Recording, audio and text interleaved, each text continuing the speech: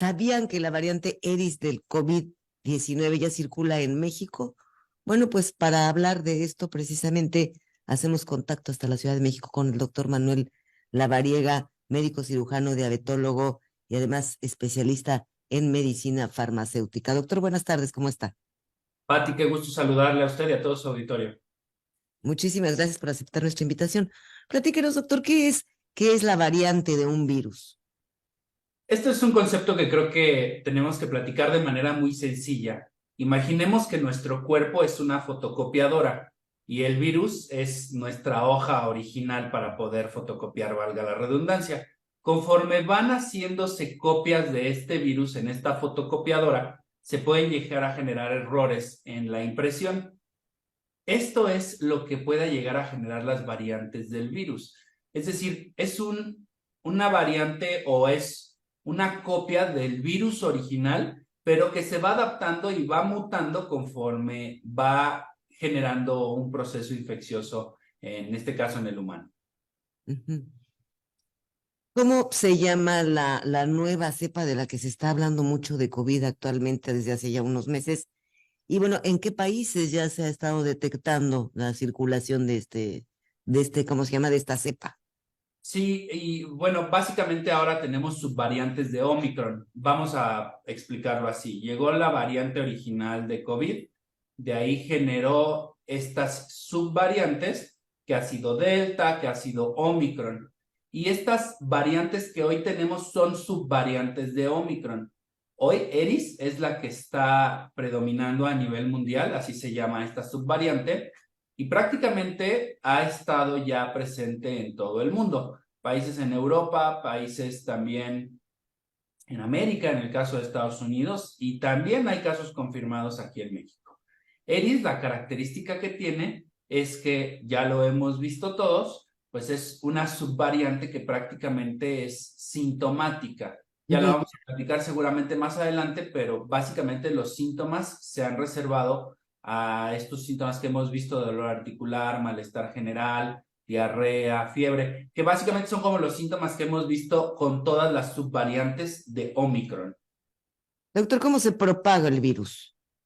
El virus sabemos que tiene una propagación mera y absolutamente respiratoria, es decir, por las gotas de saliva, por las gotas que se producen al hablar, al toser, al estornudar, y sobre todo en espacios cerrados estas gotículas están circulantes, y ahí es donde al momento de yo generar estas pequeñas gotículas pueden llegar a la vía respiratoria de otra persona, y ahí es donde se genera esta condición de infección.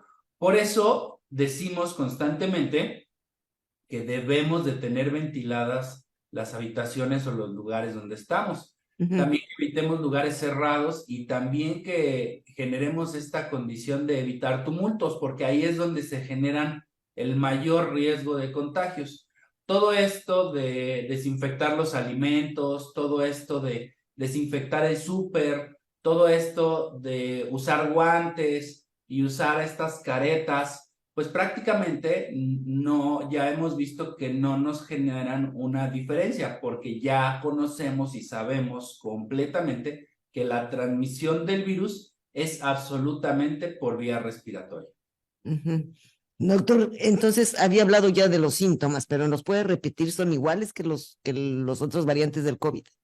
Sí, aquí los síntomas, obviamente hay una infinidad de síntomas con COVID, pero lo más común, por ejemplo, es que los pacientes tengan diarrea, que tengan fiebres nocturnas de difícil control y que puedan llegar a los 39 o 40 grados centígrados. Que puedan llegar incluso a tener mucho dolor articular, sentirse muy cansados. Algunos pacientes todavía pueden llegar a generar estos síntomas de pérdida del gusto y pérdida del olfato. Ocasionalmente los pacientes tienen escalofríos nocturnos intensos, como sensación de cuerpo cortado. Y algo que también han referido frecuentemente los pacientes es esta sudoración nocturna, así como que estuvieran empapados de las playeras. Y estos son como los síntomas generales. Por supuesto, hay otros síntomas que muchos pacientes refieren, como dolor de cabeza, como alteraciones en la concentración, como un cansancio extremo, Incluso pueden llegar a tener náusea, vómito y generar ronchas o manchas en la piel.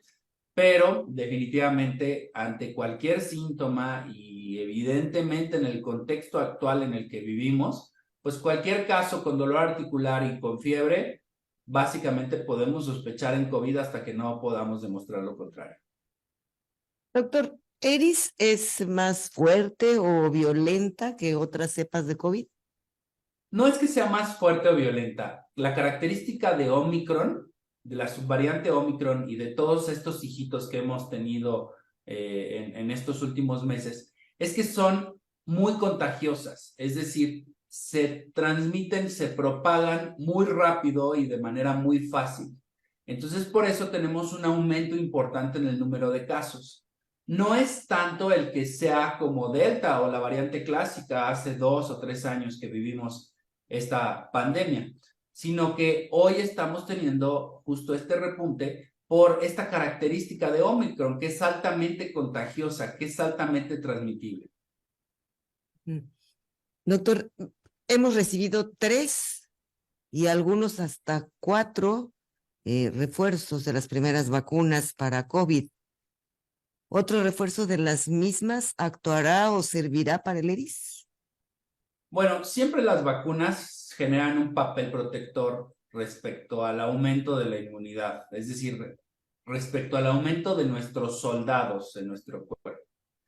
Sin embargo, hoy día solo tenemos confirmado que las vacunas de Pfizer, de Novavax y de Moderna son las que tienen estudios clínicos en donde se han actualizado estas vacunas para poder protegernos contra Omicron y específicamente contra estas subvariantes de Omicron.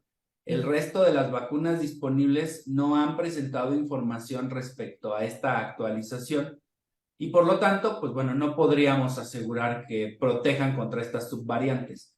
Sí, definitivamente, vamos a decirlo así, protegen contra la base del COVID, que eso es lo que pues se desarrolló desde un inicio con estas vacunas, pero solo estas 3 vacunas que mencioné específicamente contra Omicron y sus subvariantes que tenemos estudiadas hasta la fecha. ¿Cuál es la diferencia entre las vacunas actualizadas y las anteriores? Es esto que les comento, como esta actualización en cuanto a subtipos, vamos a decirlo, estas son más completas, tienen actualización contra los subtipos o las subvariantes que hoy tenemos, y las vacunas previas pues se quedaron con la variante clásica y con Delta, que fue lo que se estudió en un inicio. Pero si funcionarán, porque seguramente las que van a poner están hablando que se van a poner la china o la cubana o la rusa. ¿Funcionan?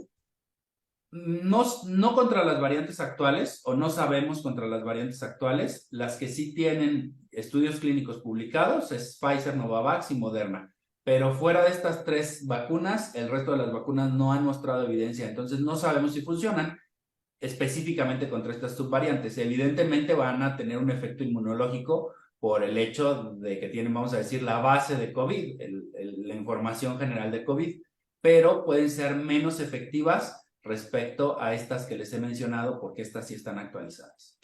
¿La detección seguirá siendo igual? O sea, ¿los mismos estudios van a detectar también esta nueva cepa? La detección sigue siendo igual. De hecho, incluso hay pacientes que pueden llegar a salir negativos en las pruebas rápidas, sobre todo que realizamos, y tener los síntomas clínicos de COVID. Aquí, definitivamente, la exploración física y la confirmación por un profesional de la salud es completa y absolutamente prioritaria siempre, porque muchos pacientes pueden llegar a salir negativos en las pruebas y tener los síntomas correspondientes a un caso sospechoso. Por eso es importantísimo que en caso de que un paciente tenga síntomas pueda ser valorado y bueno, pues los métodos confirmatorios de diagnóstico que tenemos sigue siendo esta prueba PCR que se hace en laboratorio o también las pruebas rápidas que básicamente las encontramos ya de manera muy accesible. ¿Qué debemos y qué no debemos hacer si tenemos algún síntoma? Bueno, si tenemos síntomas, esta conciencia personal, social, cívica y moral de decir me voy a quedar aislado para no contagiar hasta que no me confirmen que es COVID o no. Evidentemente también el tema de la automedicación no está recomendado y por supuesto pues seguir cuidándonos con este tema de la ventilación de las habitaciones, el lavado de manos constante con agua y con jabón. También importante el evitar lugares que tengan tumultos importantes de personas y sobre todo en lugares donde hay alguna condición importante de riesgo, utilizar cubrebocas. El cubrebocas sigue siendo nuestra mejor herramienta para poder disminuir el riesgo. Y sobre todo en personas vulnerables o esta población que consideramos con un mayor riesgo, como los adultos mayores o personas que tienen alguna enfermedad crónica descontrolada. Y hay que decirlo nuevamente, enfermedades crónicas descontroladas como diabetes, hipertensión o condiciones inmunes, artritis reumatoide, lupus o algunas condiciones propias como trasplante renal, insuficiencia hepática o enfermedad renal crónica. Mire, doctor, oiga, ¿usted considera que debemos tener una vacuna anual? La idea es esta, que se pueda tener un refuerzo anual para poder seguir actualizando contra estas subvariantes que se han generado y que están presentes hoy día en nuestro medio. Pero sin duda, bueno, las medidas de prevención que hemos comentado son muy importantes, pero siempre las vacunas nos generan esta respuesta inmunológica, es decir, aumentar nuestros soldados contra el virus. Muchísimas gracias, doctora Noriega. Entonces, esta no es tan grave como hace 2 años, pero de todas maneras no hay que bajar la guardia. Es correcto. No es tan grave, pero tenemos que seguir vigilando, cuidándonos y sobre todo esta población en riesgo. Muchísimas gracias. Él es el doctor Manuel Lavariega, médico cirujano, diabetólogo y especialista en medicina farmacéutica.